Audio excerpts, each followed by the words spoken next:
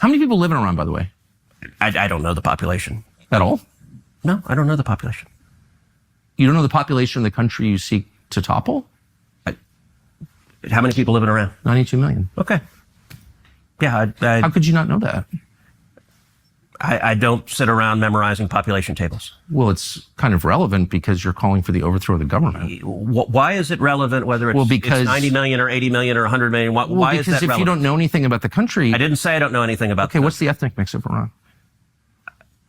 They are Persians and predominantly Shia. Okay, this is cute. It's not even... You don't know anything about Iran. So okay, I am not the Tucker Carlson expert on Iran. You're a senator who's calling for the overthrow of the government. You're the one who don't know anything about the country. No, you don't know anything about the country. You're the one who claims they're not trying to murder Donald Trump.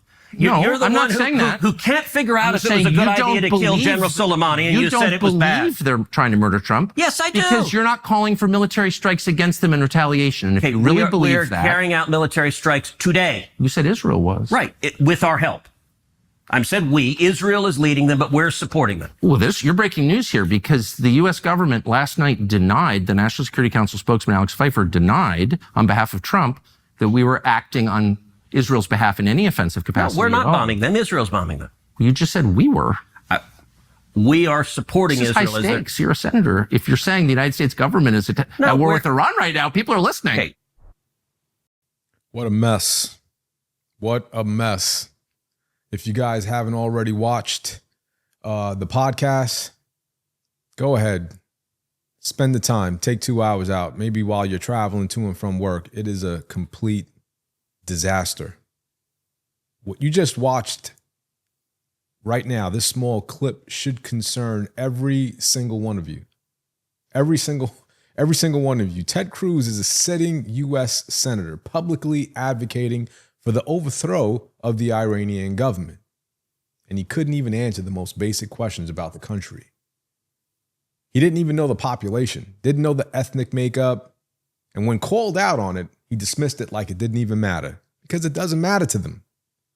That's not leadership. That's irresponsibility. And when you're dealing with a country of over 90 million people making public statements about military action, destabilization, or regime change, you better come prepared. You're on Tucker Carlson's podcast. You already know millions of people are going to be watching this. You should know exactly who lives there, what the regional implications are, and what the consequences might be. Cruz showed none of that. Watch the podcast. He deflected. He got defensive. His posture was crazy. He offered vague generalities and then tried to change the subject by accusing Tucker of not taking the threat seriously when it came to Donald Trump. What he showed wasn't strength. That's weakness, and it's dangerous. He even tried to suggest the U.S. is directly carrying out military strikes with Israel, something the U.S. government just denied a couple of days ago. That might change when I drop this video, but that kind of misinformation from a senator can have real-world consequences. This is exactly why Americans are tired of war hawks in Washington. They talk tough, but they never show a full understanding of the risks involved. They rely on emotion and fear instead of facts, and they treat foreign policy like it's just another political opportunity. Let me be clear. We didn't vote for Trump because we wanted more of this.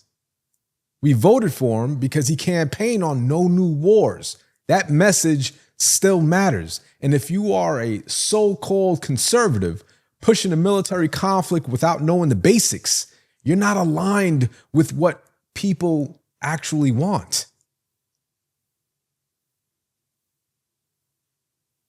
I think it's a mess. We're in for a shit show. I'm going to leave it here. I'm not going to get too deep involved in this topic. It's very sensitive. I'm not trying to be deplatformed before even getting started. What say you? Leave it in the comments and watch the podcast, and I'll see you on the next one.